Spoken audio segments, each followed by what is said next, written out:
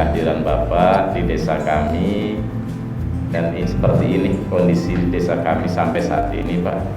Mudah-mudahan dengan kerja keras, kerjasama, kerja ikhlas kami ke depan, tempat kelahiran kami mudah-mudahan lebih baik dibandingkan pada saat ini. Tentunya dengan keterbatasan ini, alhamdulillah acara silaturahim kita dapat terselenggara. Tadinya mah ada rencana di tengah-tengah sawah, Pak. Kebetulan sedang panen. Sedang panen. Tapi karena waktu akhirnya sudah kita di kantor desa saja. Dan yang hadir pada siang hari ini Bapak, ini guru-guru kulo, rekan-rekan kami dalam keseharian. Dan yang berikutnya, mangga dumateng sedaya, barangkali ada sesuatu yang mau disampaikan nantinya, mumpung wonten Pak Kiai di sini dan beliau sekarang mendapatkan amanah di DPD plus MPR RI, ya Pak, DPD RI, itu mangga disampaikan, mudah-mudahan ada sesuatu nantinya yang baik untuk kita semua. Itu saja singkat sambutan atas nama pemerintah desa Sepindah Mali, mengucapkan makasih banyak dan mohon dimaafkan atas segala sesuatunya. Akhirul kalam, wallahu muwaffiq ila aqwamit thoriq. Wassalamualaikum warahmatullahi wabarakatuh. Dan lagi temanya juga memang sangat terfokus kepada persoalan cipta kerja. Kita tidak bicara partai, kita tidak bicara ormas, kita tidak bicara apapun. Kita bicara objektif, nyatanya seperti apa Omnibus Law itu. Kalau para anggota dewan saja, bahkan yang mengambil keputusan kemarin diakui oleh Pak Aziz Samsudin sebagai pengetuk palu waktu itu untuk mengambil keputusan, diakui dia sendiri tidak baca seluruhnya. Dia hanya membaca secara random saja terkait dengan masalah-masalah krusial. Padahal Bapak dan hadirin sekalian, ketika mengambil keputusan suatu undang-undang atau rancangan undang-undang itu harus dibaca dari mulai A sampai Z. Karena namanya undang-undang itu, mohon maaf, seperti kitab Bukhari atau kitab suci, itu satu kata saja tidak boleh keliru. Koma saja, kalau salah meletakkan koma dan titik, itu bisa tafsirnya beda. Untuk menyepakati di situ harus ada koma, di situ harus ada titik. Menyepakati itu saja bukan perjalanan yang pendek, panjang. Kalau satu rancangan undang-undang tipis saja membutuhkan sampai 1 tahun misalkan pembahasan, yang halamannya paling 200 halaman kira-kira begitu, itu saja dibahas dalam waktu bisa 1 tahun 2 tahun. Seperti undang-undang tentang desa. Undang-undang tentang desa itu 2 periode Pak pembahasannya. 2 periode itu 10 tahun lamanya. Kenapa tarik menarik, perlukah uang dana transfer 1 miliar ke daerah ke desa atau tidak? Wah, perdebatan itu saja, 1 bab itu saja atau 1 pasal itu saja berbulan-bulan lamanya. Saya di DPD waktu itu tahun 2009 sampai 2014 juga ikut membahas tentang itu. Kan diputuskannya akhirnya diketoknya pada tahun 2014 kan. Jadi Undang-Undang Nomor 6. Nah, sebelumnya saya membahas itu sampai 4 tahun itu. Ya, setiap pekan itu ada aja pembahasan tentang desa. Ketemu dengan pakar, dengan ahli, kita undang lagi tenaga ahli, undang lagi pakar ini, kita kunjungan ke desa ini, kita kunjungan sampai ke Malaysia, membuat perbandingan bagaimana konsep desa di Malaysia segala macam. Itu sampai 2 periode, Pak. Dan saya mengikutinya 1 periode, 4 sampai 5 tahun. Bagaimana dengan Omnibus Law yang halamannya bisa mencapai 800 lah, ambil yang konon terakhir katanya 800-an. Di dalamnya ada 11 klaster, urusan pangan, urusan pertambangan, urusan pertanahan, urusan macam-macam di situ, termasuk salah satunya tentang buruh. Jadi dari sisi ini saja wajar kalau masyarakat mengkritisi, tolong jangan buru-buru. Yang paling utama kan poinnya itu sebenarnya. Bukan menolak secara total, tolong tidak buru-buru, tidak diberlakukan dulu apalagi. Yuk kita kaji lagi. Karena ini menyangkut bangsa Indonesia. Menyangkut pangan Bapak Ibu sekalian yang sekarang ada di sekitar kita ini mau diperlakukan seperti apa oleh undang-undang ini? Menyangkut tanah dan lahan pertanian, lahan produktif. Kalau satu saat ada proyek nasional yang sifatnya strategis, tiba-tiba lahan produktif itu habis 1000 hektar misalkan, terus apa yang harus dilakukan? Apakah akan mencetak sawah kembali? Di mana? Misalkan di Kalimantan lagi, terus orang Indramayu harus pindah ke Kalimantan. Halo? Kira-kira itulah persoalan-persoalan yang diangkat. Secara objektif saya mencoba menyerap berbagai aspirasi dari YouTube, dari berbagai macam kalangan, termasuk dari kalangan masyarakat. Walaupun ada semacam angin sepoi-sepoi katanya di balik Omnibus Law itu desa diuntungkan. Keuntungannya di mana? Izin untuk BUMDes itu tidak perlu repot. Tapi itu hanya secumil persoalan. Lalu bagaimana dengan kedaulatan tadi? Ketika orang misalkan menguasai lahan di sini, lahan sawah pangan sekarang digarapnya misalkan oleh asing. Ada asing yang mau investasi dalam bidang pangan. Yang di sini misalkan ada sekian, katakan 5.000 hektar yang terhampar rata luas, kemudian diolahnya oleh orang asing. Kita dapat, cuman yang paling gede untungnya siapa? Kalau itu tidak hanya diolah, tapi dimiliki misalkan, dibeli, masyarakat jual. Terus apa yang akan kita lakukan nanti misalnya? Anak kita apa yang kita dapatkan? Cucu anak kita nanti apa yang dia dapatkan dari hasil pangan itu juga? Apalagi sekali lagi kalau ini sudah menjadi proyek strategis nasional. Apapun, pantai misalkan, sepanjang pantai ini sudah dibeli umpamanya, atau dikonsesikan kepada asing, diberikan, atau kepada pengusaha Indonesia diberikan sekian ratus hektar, sekian ribu hektar, sekian ratus ribu hektar, memanjang dari mulai Indramayu sampai kepada Bekasi misalnya. Kalau pantai dikuasai oleh sebuah perusahaan, kira-kira Bapak bisa apa dengan pantai nanti? Bagaimana hak kita sebagai seorang nelayan? Ini pertanyaan-pertanyaan. Bukan hanya persoalan-persoalan buruh, terlalu kecil Omnibus Law diukur oleh persoalan buruh.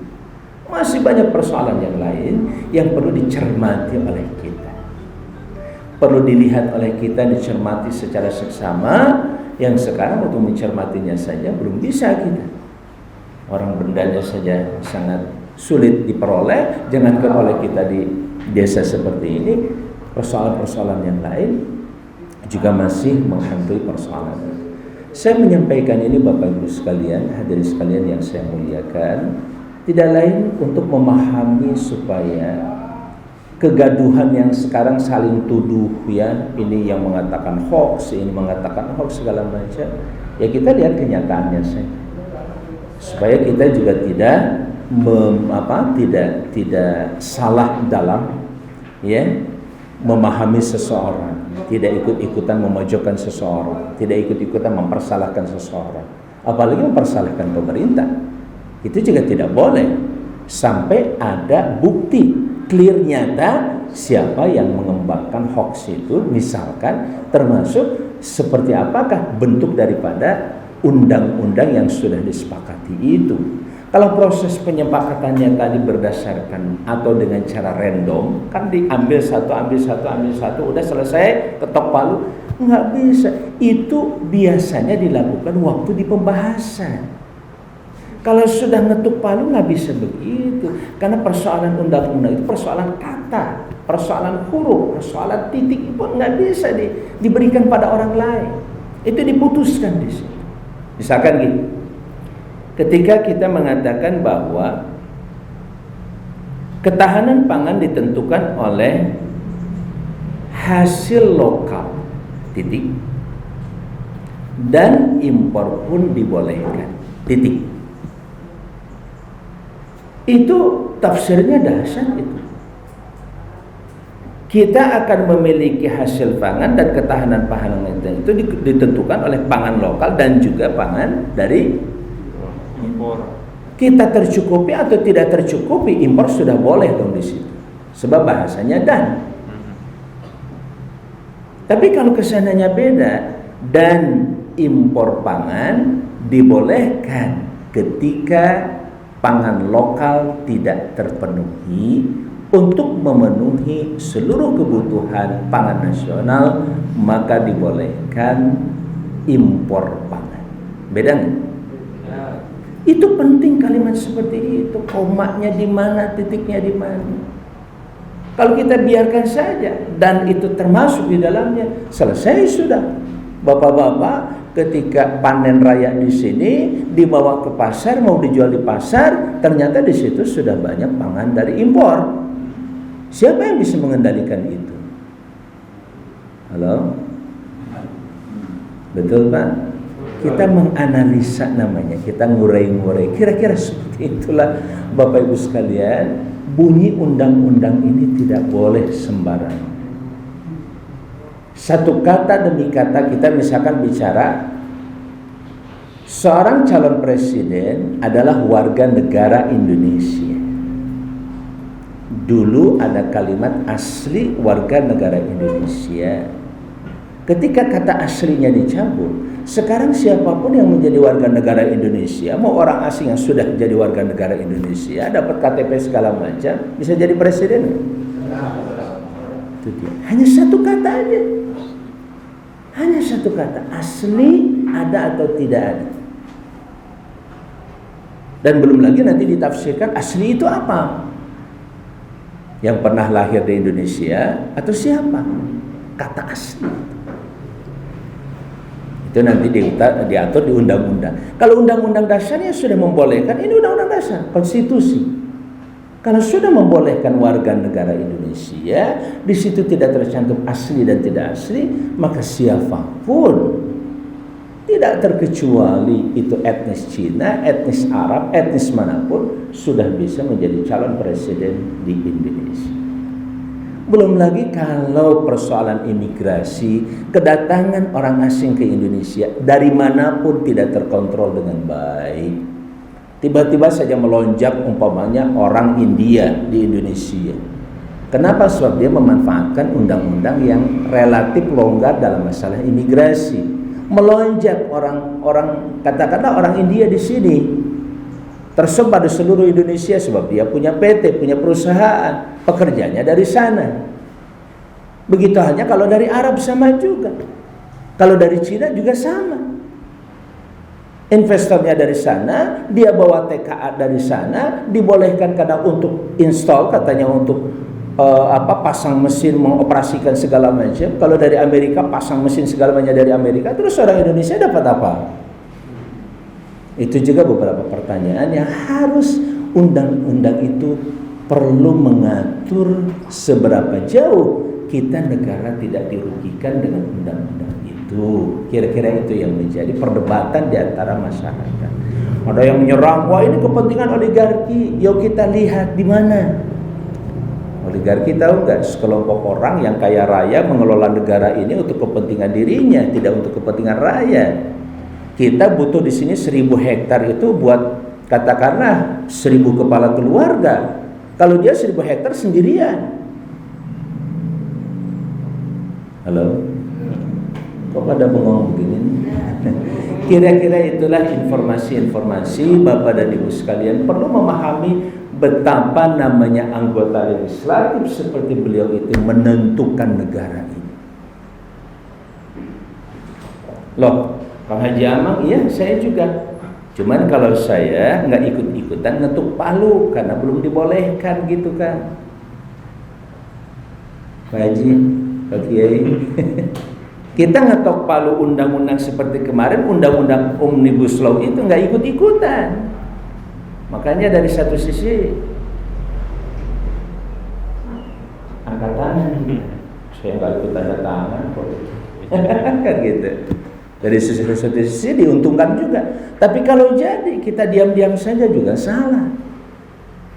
Nah kemarin DPD itu punya sikap tidak menolak dan tidak menerima. Cuman mengingatkan supaya undang-undang ini tetap mempertahankan kedaulatan bangsa dan negara, terutama juga hak-hak dan kewenangan daerah yang disebut otonomi daerah.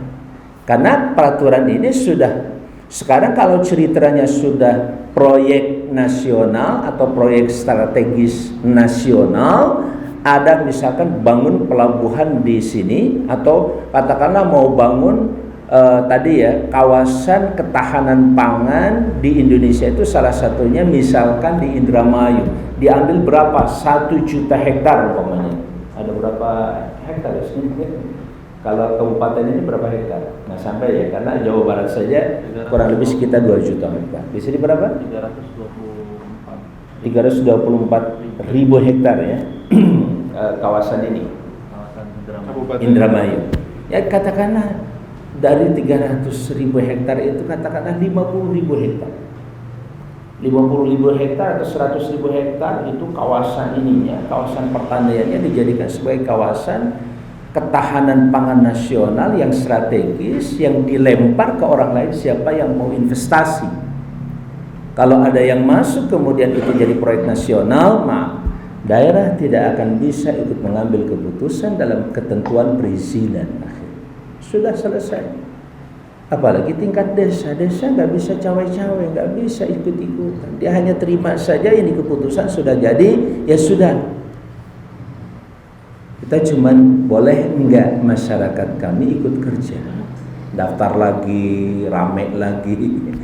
Itu persoalan yang harus diantisipasi. Salah satunya saya contohkan pada kasus terakhir tentang Omnibus Law, melalui dari persoalan formilnya, prosesnya juga banyak catatan yang harus dilengkapi dan disempurnakan, belum lagi kontennya atau isinya. Ya, kalau dalam pengujian KMK kan selalu diujinya ada uji formil, proses pembentukannya tadi, seberapa jauh orang dilibatkan, tidak dilibatkan, desa-desa juga perlu bersuara tentang Omnibus Law ini, ada kepentingan-kepentingan rakyat di seluruh Indonesia, sebab ini merupakan undang-undang raksasa, undang-undang super body, mengatur berbagai persoalan. Belum nanti kalau di tanah itu ada tambang misalkan di plot umpamanya memang buat pangan, tapi kalau di tanah itu ada yang namanya tambang, terus bagaimana konsesinya? Bagaimana dengan tambang rakyat dibandingkan dengan taman-taman perusahaan yang besar-besar? Nah itu semuanya hadirin sekalian perlu mendapatkan perhatian dari seluruh pihak dan seluruh kalangan untuk dicermati betul. Jangan sampai ini kemudian begitu saja terjadi. Kalaupun ternyata sudah terjadi dan memang terus diberlakukan, tentu kita harus bersikap juga secara baik nanti, secara konstitusional. Jangan sampai kemudian terjadi kericuhan, apalagi chaos dan lain sebagainya. Itu jangan sampai terjadi.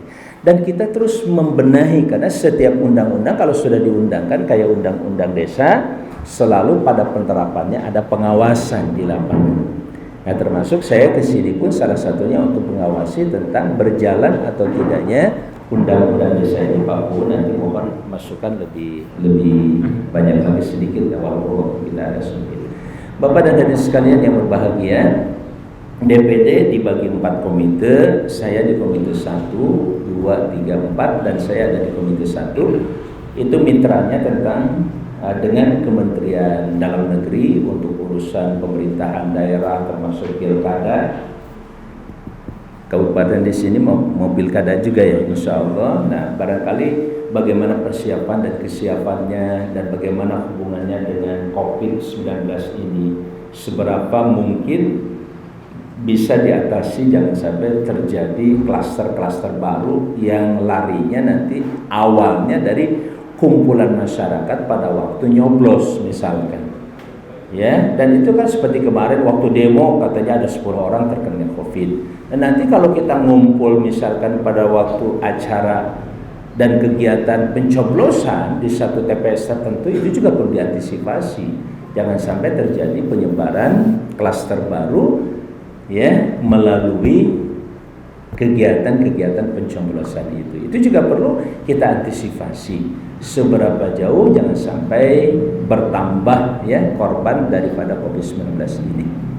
Nah, saudara-saudara sekalian, kami juga bermitra dengan Kementerian Agraria, serta kalau dengan Kementerian Kehutanan tidak langsung ya, tapi kami boleh mengundang beliau untuk mendapatkan informasi.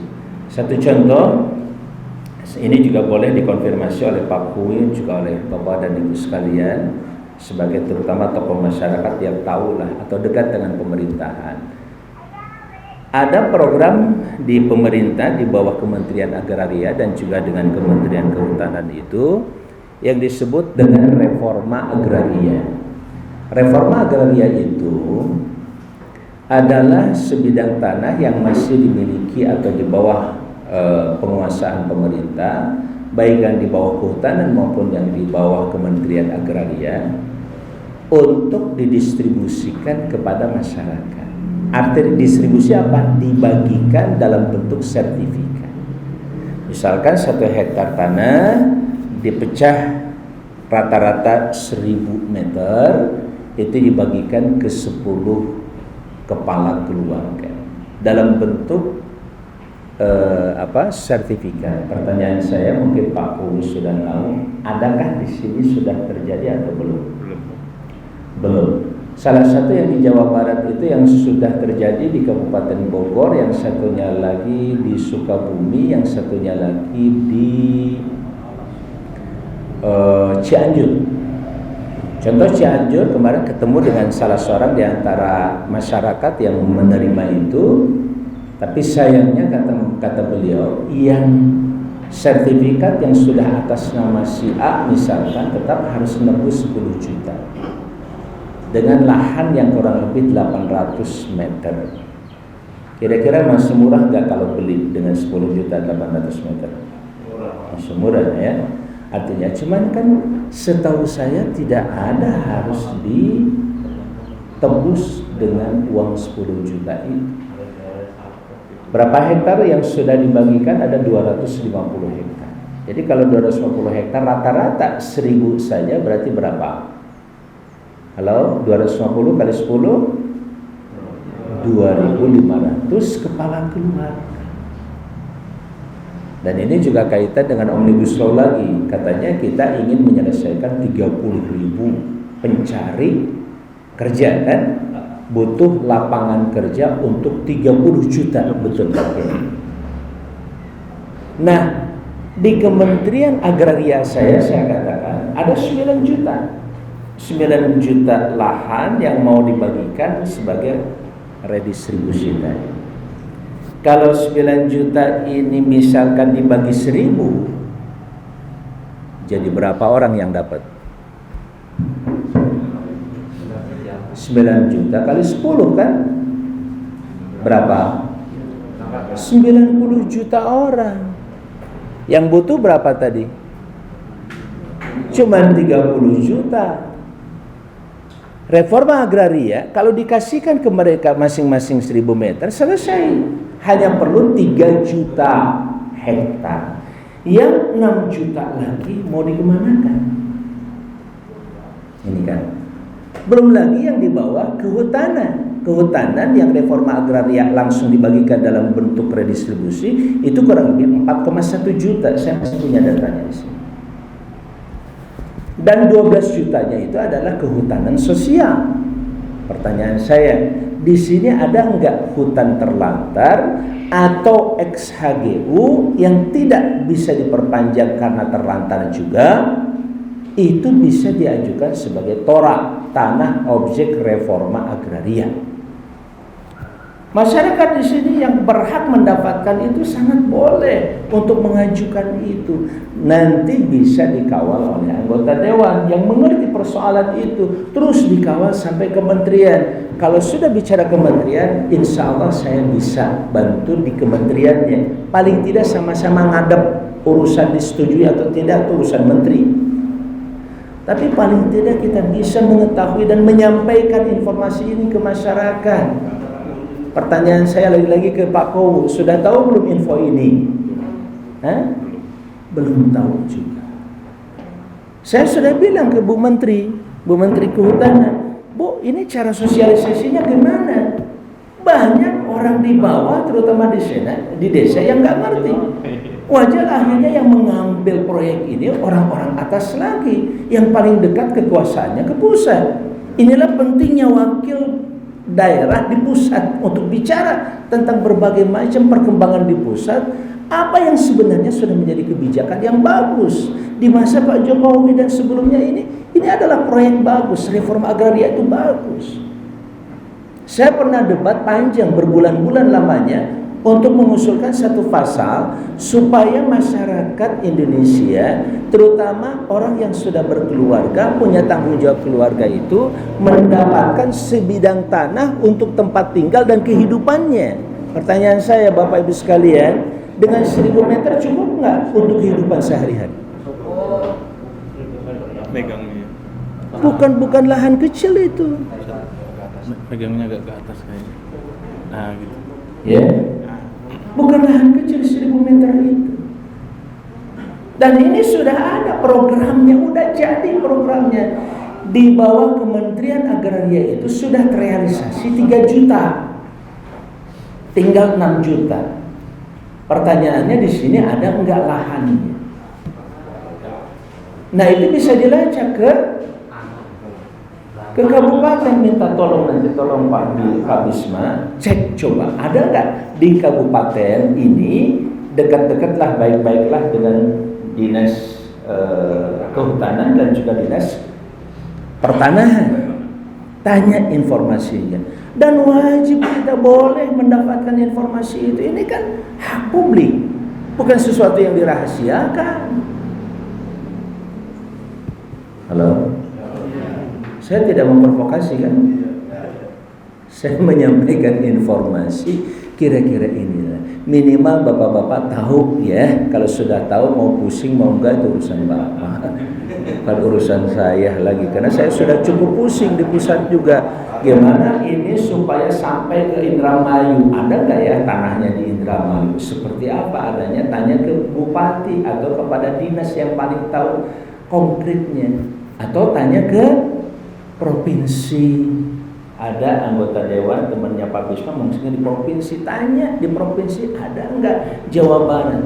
Kemarin saya tanya, clearkan kepada Bu Menteri, Bu, kalau reforma agraria di Jawa Barat ada enggak yang dibagiin? Kata dia sudah susah Pak Mang kalau di Jawa, tapi kalau luar Jawa sudah masih banyak. Tapi bukan berarti tidak mungkin, karena saya menemukan di lapangan masih ada kemungkinan itu, termasuk yang di bawah Kementerian Agraria tadi.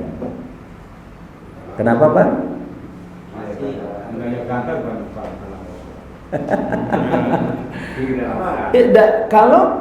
Kalau yang tadi, yang untuk kehutanan sosial di Jawa juga masih banyak, termasuk Jawa Barat.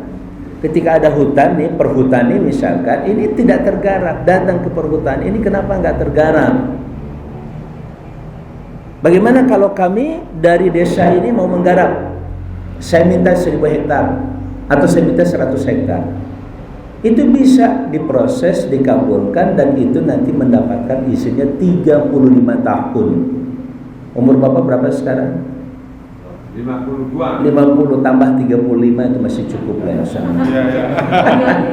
60 tahun ya. Nah, ini penting saya sampaikan betapa pentingnya informasi. Dan ini salah satu fungsi dari DPD, memberikan informasi dan sosialisasi terkait dengan undang-undang, termasuk program-program yang sangat-sangat strategis dan bermanfaat buat masyarakat. Saya kira itu sebagai pengantar yang bisa saya sampaikan. Waktu sudah jam 11:09 ya, atau 7 menit. Mungkin ada dialog sedikit ya, silakan saja Pak Bu tadi kalau mau menambahkan terkait dengan persiapan, mungkin dari Pak Bisma juga mohon, terutama Pak Bisma ya, bisa menambahkan terkait dengan persiapan pilkada di Kabupaten Indramayu ini, karena kami juga di DPD RI punya sikap antara menunda atau diteruskan. Kalau usulan dari Komite 1 minta ditunda, sebab kondisi COVID ini masih sulit ditebak. Ya, kita mintanya ditunda ya sampai tahun depan lah, walaupun belum tahu juga tahun depan bisa aman atau tidak, tapi paling tidak bisa terkurangi dulu lah, sehingga dana untuk pilkada ini dimasukkan ke dana COVID, penanganan COVID dulu ya. Itu salah satu usulan dari DPD. Makanya kita ingin mengkonfirmasi, kalaupun memang mau dilanjutkan, kita ingin tahu seberapa persiapan dan kesiapan pemerintahan daerah. Dalam hal ini kalau bicara pemerintahan daerah di tingkat kabupaten maupun di tingkat provinsi, termasuk di dalamnya Dewan Perwakilan Daerah. Itu yang saya tahu dalam pasal di dalam tentang pemerintahan daerah terkait dengan undang-undang kita, insya Allah. Begitu halnya tadi mungkin Pak Kubu bisa menambahkan tentang seberapa efektif Undang-Undang Nomor 6 Tahun 2014 terkait dengan Undang-Undang Desa. Kira-kira kelebihannya apa, manfaatnya apa, kekurangannya juga silakan disampaikan. Ya, kalau yang jelas terkait dengan perangkat desa, usulan perangkat desa, bagaimana ada alokasi anggaran buat perangkat desa, kami juga sudah terus berjuang dengan sebagian teman-teman DPR juga agar itu dialokasikan, ada ya jatah yang lebih baik, karena betapa pengurus-pengurus desa atau perangkat desa itu kadang-kadang buat BPJS-nya aja tidak ditanggung kan. BPJS-nya saja hanya paling 1%, dan itu sangat tidak cukup. Baik Bapak Ibu sekalian, saya serahkan kepada Pak Bisma mungkin memberikan komentar terkait pilkada. Memang dari pemerintah daerah sudah mengikuti dari anjuran Kementerian Dalam Negeri. Artinya untuk pilkada itu kita siapkan anggarannya, kemudian juga sudah masuk ke dalam tahapan-tahapan kampanye saat ini, dan mungkin tanggal 9 Desember itu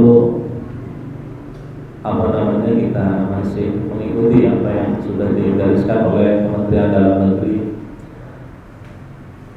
Adapun tentang bagaimana antisipasi pelaksanaan pilkada, itu sudah menjadi pemikiran kami sebenarnya di daerah. Bagaimana tidak hanya di Indramayu yang namanya kampanye, mengumpulkan massa, konvoy dan lain sebagainya, itu tidak bisa kita hindarkan. Sedangkan sikap abai dari masyarakat terhadap penyakit ini juga yang masih tinggi gitu. Jadi masyarakat menganggap penyakit ini kalau kena kita ya kayaknya enggak ada.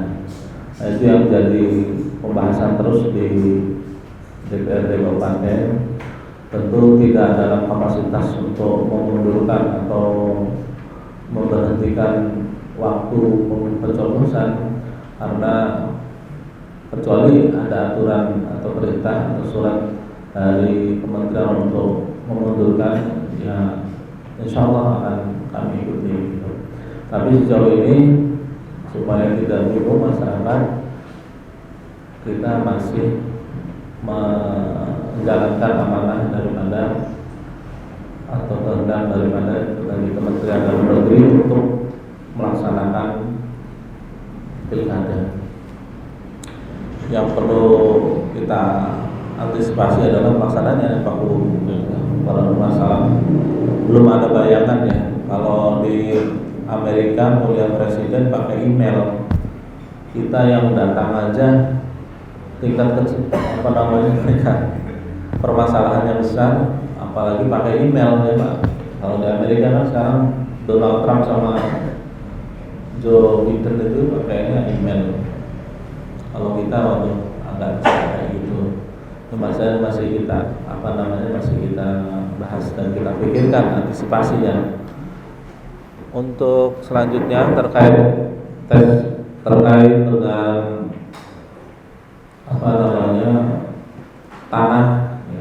tanah tadi yang disampaikan oleh Pak Kiai, bahwa di Indramayu ini ada tanah hutan dan yang hutan sosial. Itu juga mungkin kita daerah Lempuyang tidak termasuk, sudah dengar di daerah selatan Indramayu itu juga dibagi-bagi.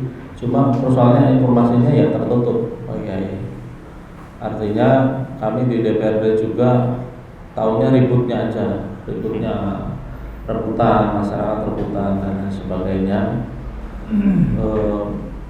Karena kehutanan itu tidak masuk ke dalam dinas teknis di kabupaten, dia ke sana, ke pusat, begitu juga BPN atau agraria dia juga masuk ke pusat.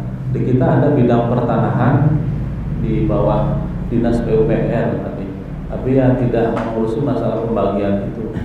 Nah, sedangkan BPN itu punyanya kementerian ya dari sana agraria, dan kehutanan juga bukan di bawah bupati, sehingga kita nggak bisa mendapatkan informasi yang lebih rigid, lebih lengkap bagaimana seharusnya. Cuman karena itu memang sudah jadi program nasional, ya tahunya ributnya aja. Bahkan parahnya, saya ketika ke kecamatan Gantar dapat informasi justru yang mendaftarkan itu yang mata sipil, gitu banyaknya belakangnya. Waktu itu pada pemerintahan Presiden Jokowi yang pertama, itu saya nggak ngerti dapat dari mana ininya. Nah, itu jadi persoalan yang baru kalau menurut saya, temuan dari Kecamatan Gantar itu. Selanjutnya yang ingin saya sampaikan adalah tentang pemekaran Indramayu.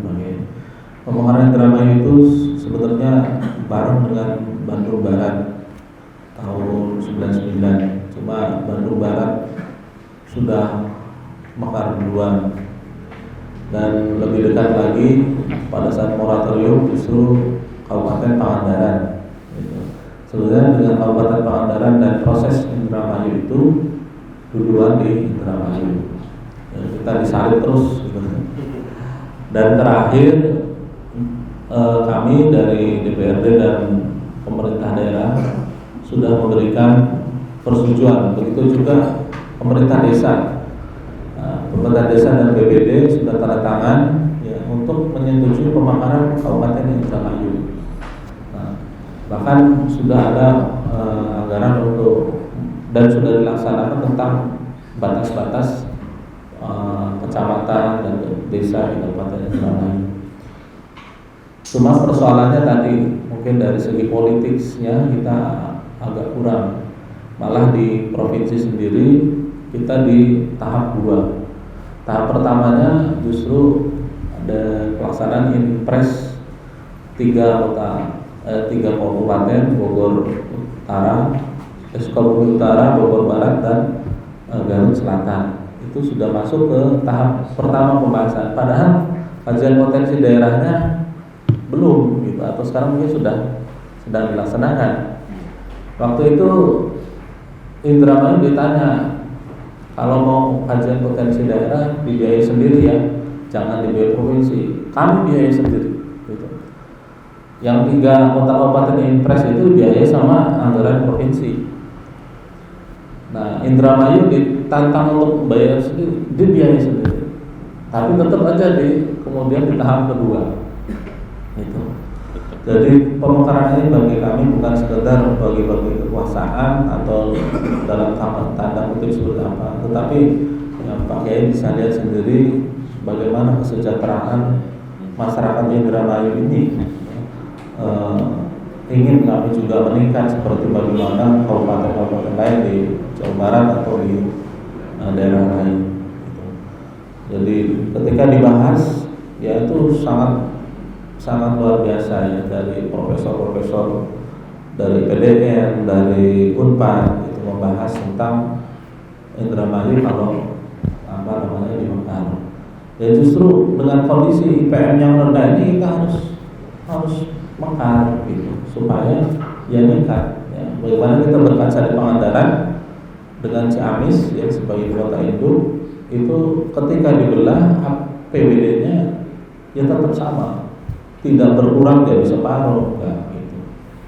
Jadi itu yang kami harapkan, walaupun mungkin di provinsi kami di tahap 2 kan, kami berharap nanti ketika bolanya sampai ke pusat kita tidak di anak keberapa kan, karena saingannya dengan kota kabupaten seluruh Indonesia. Itu mohon bantuan, dan mungkin kami juga ingin dolan secara intens.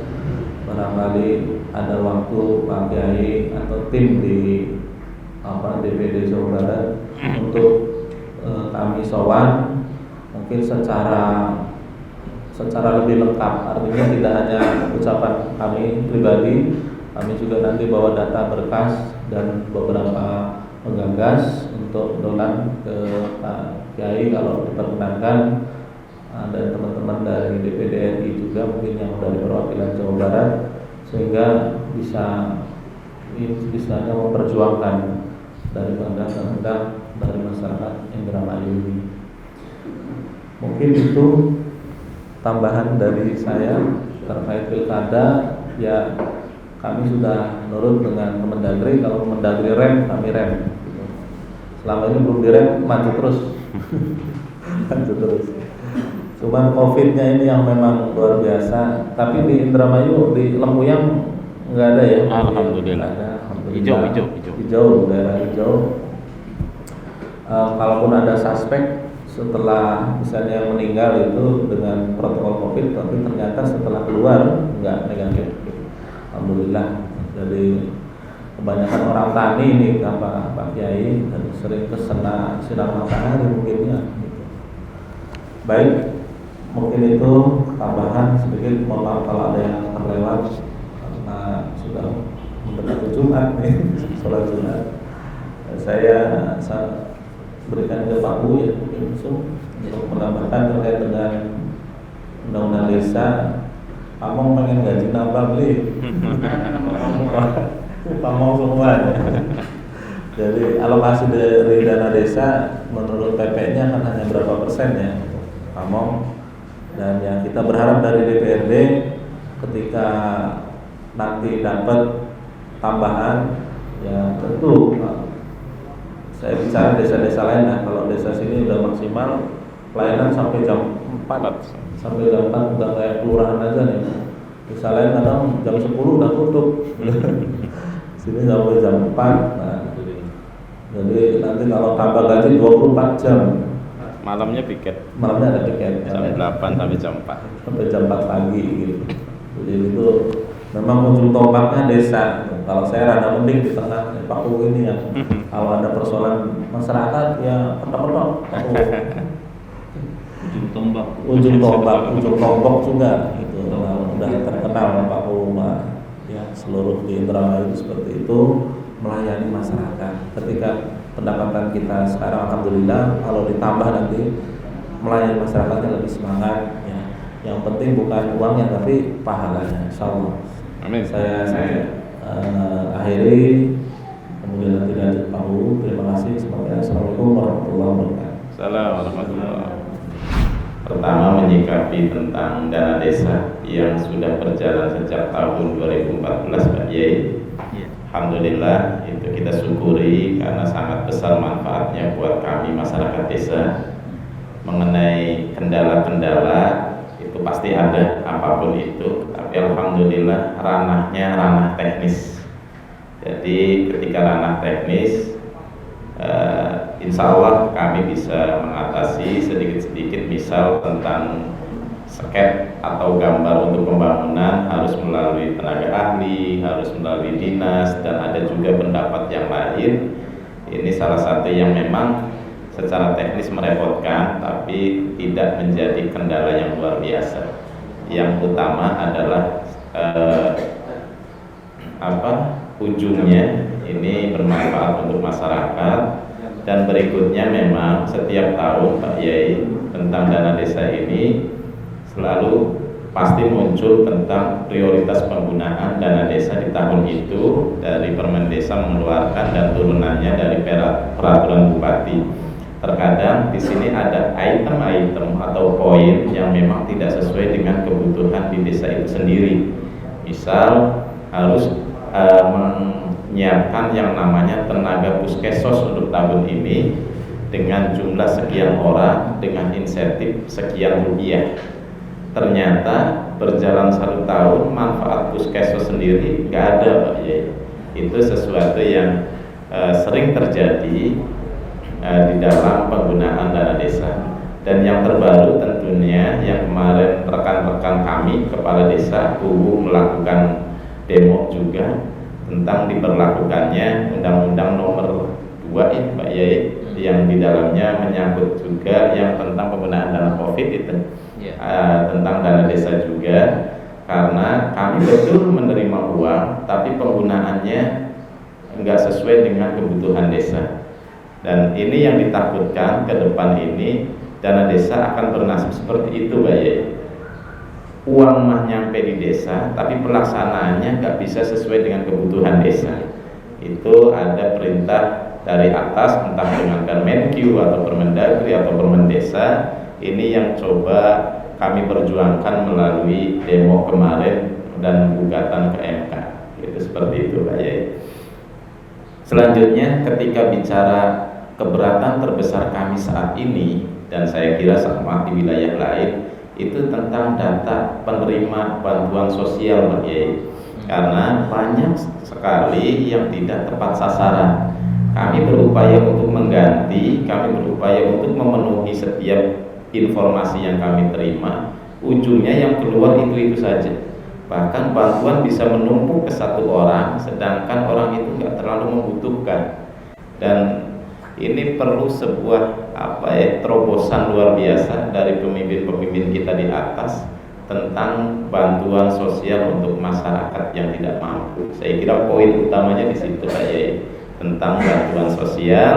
Kembali untuk dana desa, alhamdulillah kami bisa menerapkan dana desa sesuai dengan aturan dan manfaatnya cukup kami rasakan. Ini saya harapkan terus dipertahankan, dipermudah SPJ-nya dan ditambah nominalnya. Itu yang diharapkan kita semua. Itu saja Pak Kiai yang saya sampaikan tentang dana desa, dan mohon dititik beratkan tentang data terpadu tentang bantuan sosial. Assalamualaikum warahmatullahi wabarakatuh. Benar Pak Kiai. Baik Pak Guru dan juga Pak Bisma yang sudah berkata, saya ingin sampaikan ungkapan penutup saya. Pertama, terima kasih atas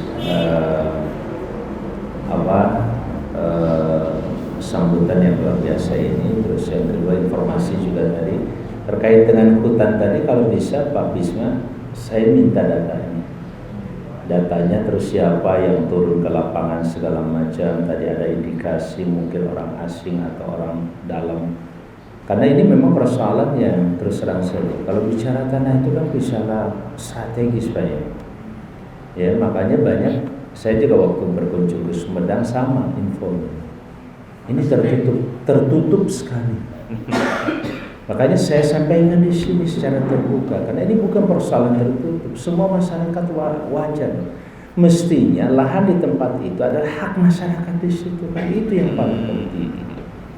Ya, justru itu yang diinginkan oleh pihak pemerintah sebenarnya juga. Jadi jangan nanti tanah di sini ada tanah reforma agraria katakanlah 10 hektar walaupun kecil, tapi pemiliknya itu dari luar apalagi luar kabupaten, orang Jakarta, orang mana-mana. Itu kan sangat tidak tepat sasaran. Padahal tujuan daripada reforma agraria adalah mensejahterakan masyarakat, terutama masyarakat sekitar. Jadi kalau ada penyimpangan seperti ini harus disampaikan, ya, termasuk kepada anggota DPR nanti, terutama DPR pusat. Coba disampaikan, ini kok bisa begini gitu. Kami nggak tahu tentang ini, sekarang begitu tahu, kok begini pelaksanaannya. Apakah ini bukan kelompok elit saja gitu? Sementara kami tidak mendapatkan informasi juga enggak gitu. Apalagi tanahnya, yang kebagian adalah ributnya aja. Kalau sudah ribut urusannya baru kita ketahui. Memang ini banyak mafia. Saya sampaikan ke Bu Menteri. Cuman Bu Menteri minta data. Nah kalau ada kasus ini, saya sampaikan misalnya.